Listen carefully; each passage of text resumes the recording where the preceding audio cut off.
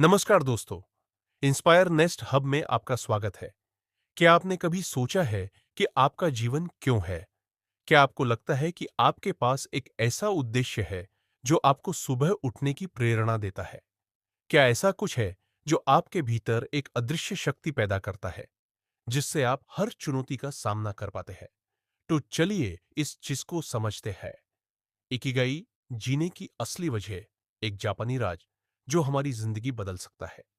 एक बार की बात है, एक छोटा सा द्वीप था, जापान का ओकिनावा।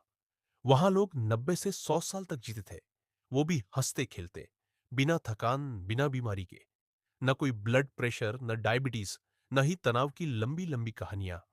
ये लोग न तो करोड़पति थे, न ही सेलिब्रिटी, लेकिन फिर भी उनकी जिंदगी में एक अलग चमक थी, एक अलग ठहराव। दो लेखक, हेक्टर गार्सिया और फ्रांसिस मिरालेस, ये राजा जानने निकले। वो जानना चाहते थे कि आखिर इन लोगों की लंबी उम्र और खुश रहने का रहस्य क्या है। उन्होंने खोजा, इस सब का जवाब एक छोटे से शब्द में छुपा है, इकिगाई।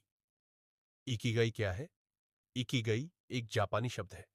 इसका मतलब होता है जीने की वजह, या फिर हर सुबह उठने की प्रेरणा। अब सोचिए जरा, आप सुबह उठते हैं, अलार्म बजता है, नींद से उठते ही दिमाग में सबसे पहले क्या आता है? ऑफिस का टेंशन, ईएमआई की चिंता, या फिर बस यूं ही बोझ सा? अब जरा उन लोगों की सोचिए जो सुबह आंख खोलते ही मुस्कुरा उठते हैं। उन्हें पता है कि आज उन्हें किसी प्यारे काम में लगना है, वो काम जो उन्हें अच्छा लगता है, जिसमें वो अच्छे हैं, जिससे दूसरों को भी फायदा होता है और जिससे उन्हें कुछ कमाई भी हो जाती है।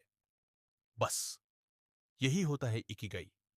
हम सबका इकिगाई अलग है। कोई चाय बनाते वक्त गुनगुना उठता है, किसी को सिलाई में मजा आता है, कोई बच्चों को पढ़ाकर सुकून पाता है, तो कोई पेंटिंग करके खो जाता है। इकिगाई कोई बड़ी डिग्री नहीं है, ये एक छोटी सी वजह है जो आपको हर दिन जीने की प्रेरणा देती है। ओकिनावा के लोगों की बातें जो सिखा गई। जब लेखक ओकिनावा पहुंचे, तो वहां के बूढ़े दादा दादी अब भी सब्जी काटते, बागवानी करते, गली में बच्चों से हंसते और कभी कभी तो कूदते फांदते भी दिखे। उन्होंने कुछ मजेदार बातें बताई। एक, काम कभी बंद नहीं होता, वहां रिटायरमेंट जैसा कोई शब्द ही नहीं है। लोग कहते हैं, अगर हाथ पैर चल रहे हैं तो कुछ ना कुछ करते रहो। कोई गिटार बजाता है, कोई मछली पकड़ता है, कोई मिट्टी से बर्तन बनाता है। डू, धीरे चलो, मजा आएगा। वो लोग भाग दौड़ में नहीं रहते, हर चीज आराम से, ध्यान से करते हैं। खाना भी ऐसे खाते हैं जैसे कोई पूजा हो रही हो।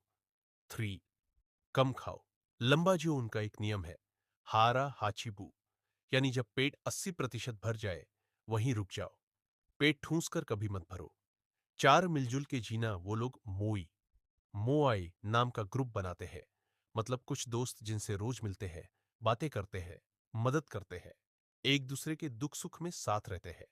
आज की जिंदगी में जहां लोग मोबाइल में घुसे रहते हैं, ये रिश्तों की गर्मी वाकई जरूरी है। मन में बहाव, फ्लो, लाओ इकिगाई का एक और बड़ा हिस्सा है। फ्लो यानी जब आप किसी काम में इतने डूब जाओ कि समय का पता ही न चले। सोचो, जब कोई बच्चा खेल में मग्न होता है, या जब माँ कोई बढ़िया रेसिपी बना रही होती है, या जब कोई कलाकार अपने ब्रश से रंगों की दुनिया रच रहा होता है, यही होता है फ्लो। इस स्थिति में व्यक्ति न थकता है, न ऊबता है, बस आनंद लेता है। कैसे पाए ये फ्लो?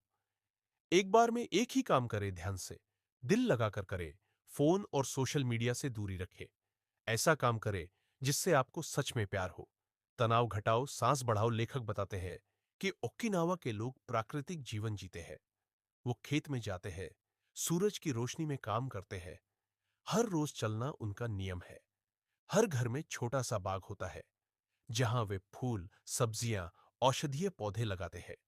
वे रोज गहरी सांसें लेते हैं, चाय पीते वक्त ध्यान करते हैं और छोटी छोटी बातों के लिए कृतज्ञता, शुक्रगुजारी जताते हैं।